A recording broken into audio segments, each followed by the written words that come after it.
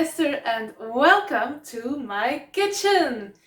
Guess what we will be making today? Meatballs!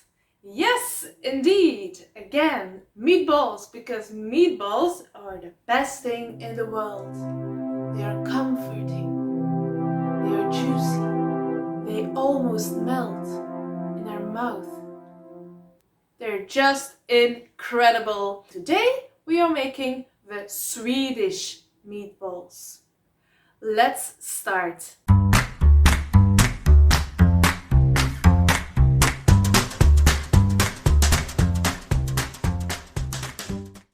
Let's have a look at the ingredients. First of all, you will need your minced meat. Then you will also need some bread. You need 1 egg, 2 shallots. We love shallots and we're going to grate them today. You will need butter, olive oil, milk for the bread, and then some spices, salt, pepper, muscat notes. I don't know how to say this in English. I always forget. Garlic powder.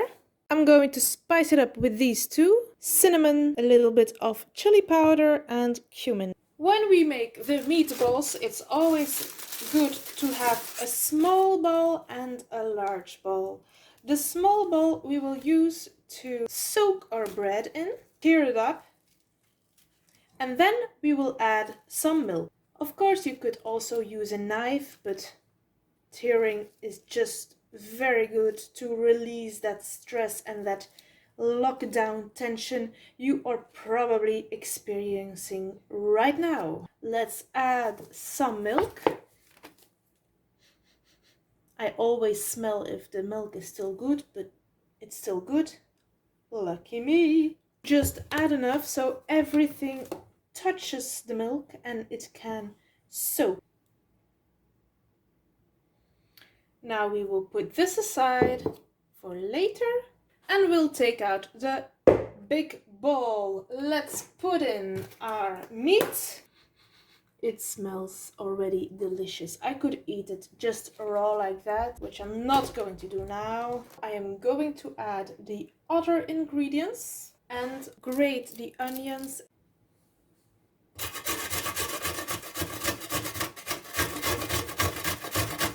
I have no clue why I am grating this onion. It is just horrible. I found it in a recipe and I'm never going to do it again because it makes me cry even more.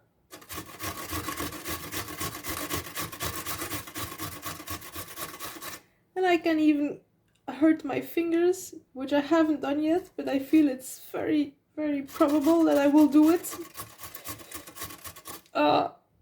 This is no good. Clearly, the revenge of the onion is much greater when you grate them. So I would recommend to cut your onions and not grate them because it's not worth it.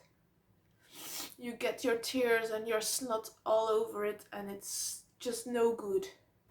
Cut your onions. Now I'm going to heat some olive oil. Pew! And put in the grated but not so great onions.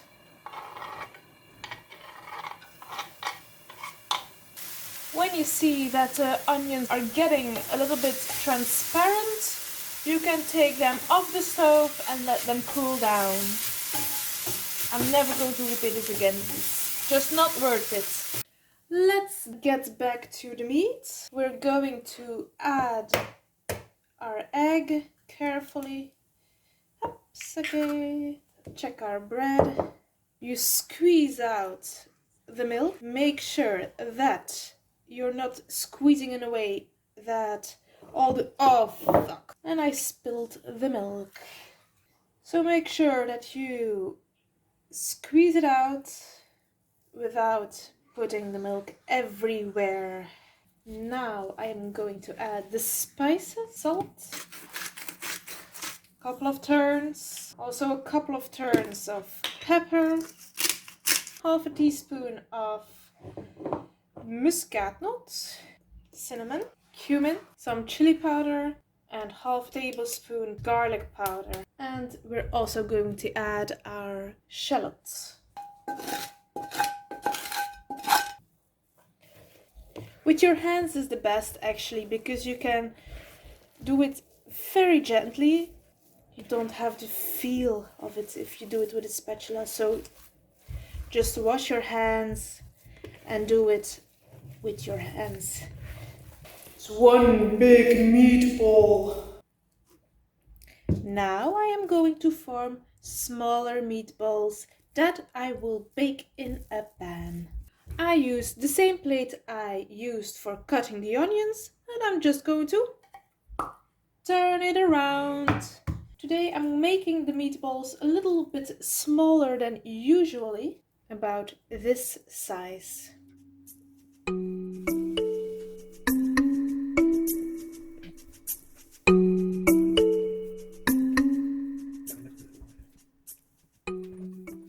There we are, the last meatball, and we are ready to bake them. It's a thing of beauty.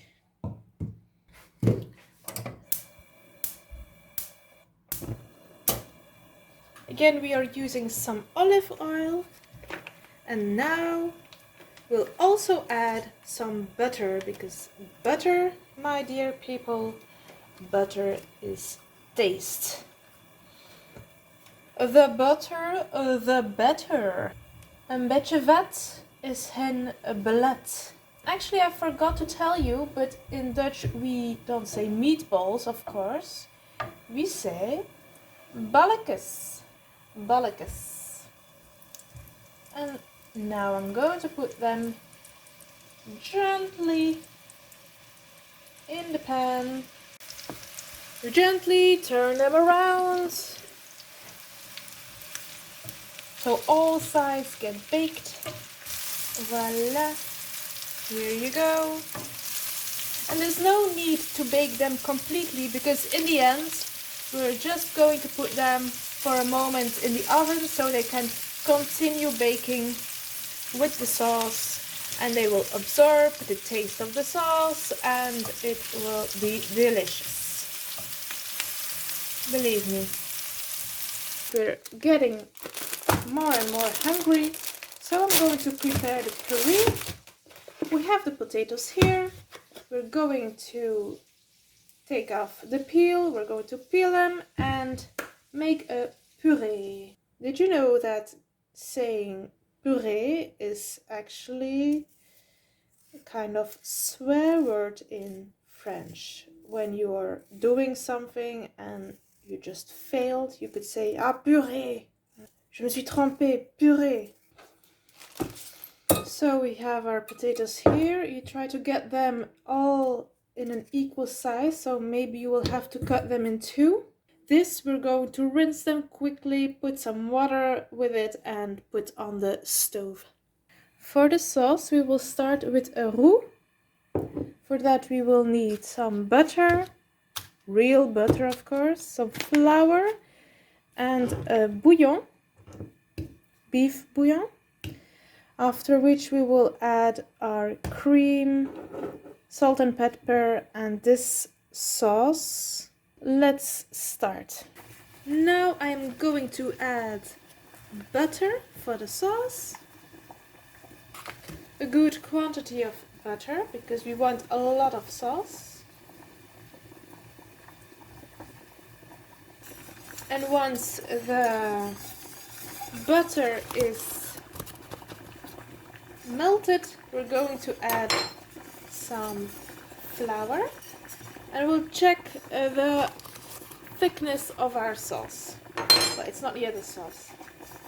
This is the roux. We want this to be quite thick, not too thick, like this. Then we will add the bouillon gently.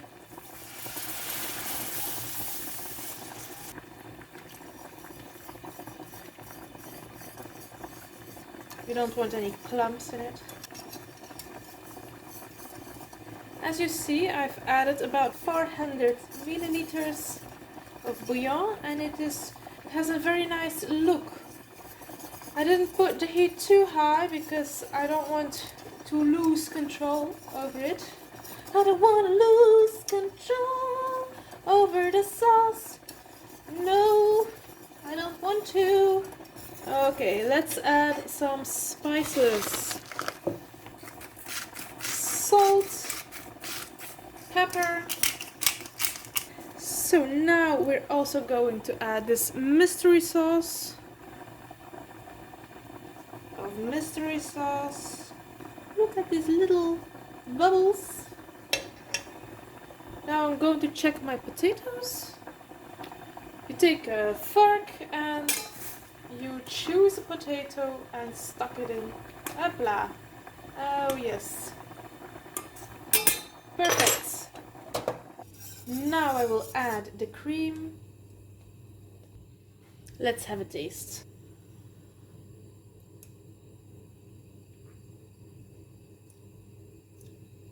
Tastes like meat and cream. Probably that's how it should taste like. We'll put the meatballs and the sauce in a pot in the oven for another 15 to 20 minutes. Meantime, we'll finish the puree and then we are ready to eat. I guess we are all very hungry right now.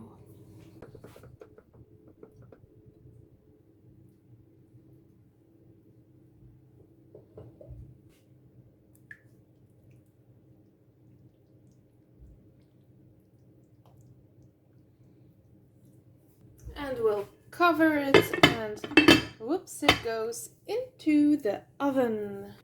While everyone is getting more and more hungry, we're going to finish the puree. First, you have to take out the resting water of the potatoes. So just to show you, you took your fork and you put it in there and you see, oh, it breaks. But it doesn't break too easily. It just has to break like this. For the puree, you could continue using the fork or you can use this. I always start by mashing without adding anything. So I see how hard or how soft the potatoes already are, and depending on that, I adapt the quantity of butter or maybe milk that I add. You see, they are quite dry. Just a little bit of butter. It makes them smoother already. And then if you like to have a more liquid puree, you can add lots of milk or you can add an egg. When you add an egg, be sure to mash it all as fast as possible because it tends to cook a bit. It already is very creamy. Look at this. For the spices, I add a little bit of pepper and then sometimes I use this muskatnoot, sometimes I use this fully. Today I'm going to use fully because we already have muskatnoot in the meatballs. And then you mash again. And here you have it, a nice smooth puree. It just tastes so pure. Oh, I love it. When you are serving the Swedish meatballs or the Zweedse ballekes, you can also add some fresh herbs to this. And I'm going to add some fresh parsley. And now I'm going to cut some parsley. Yeah. I'm going to use these special scissors that cut 5 times at the same moment. I really like it, but it's not so easy to clean though, because everything gets stuck in between.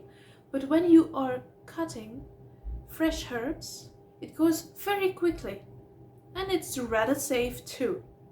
You can always cut them, of course, with a knife, but I'm going to use this one. Let's cut this parsley now.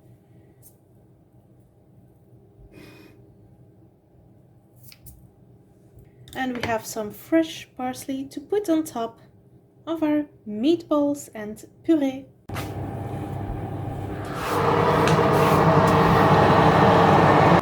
So this was the recipe for Swedish meatballs, Zweedse ballekes.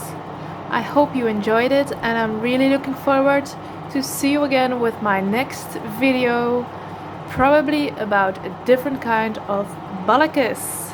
See you soon. Bye bye.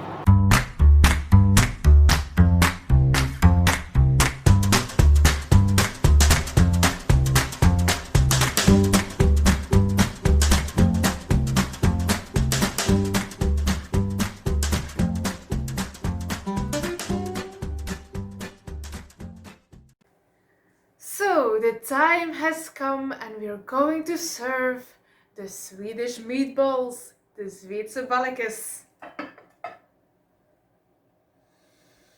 The smell is already amazing.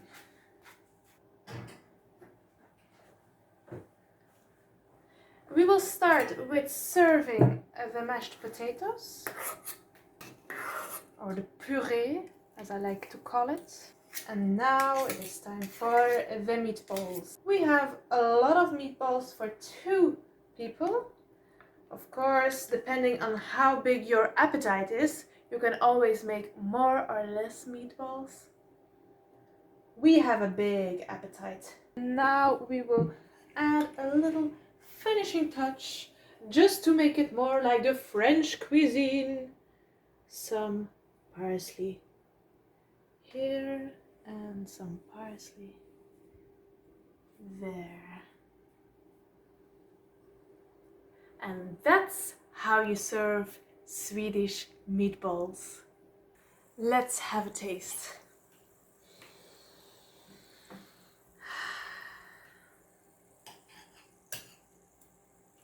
They're very well cooked.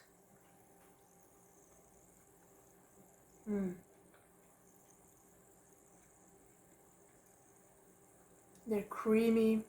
I have no idea if it has to taste like this, but it's just... I'm ready to dig in.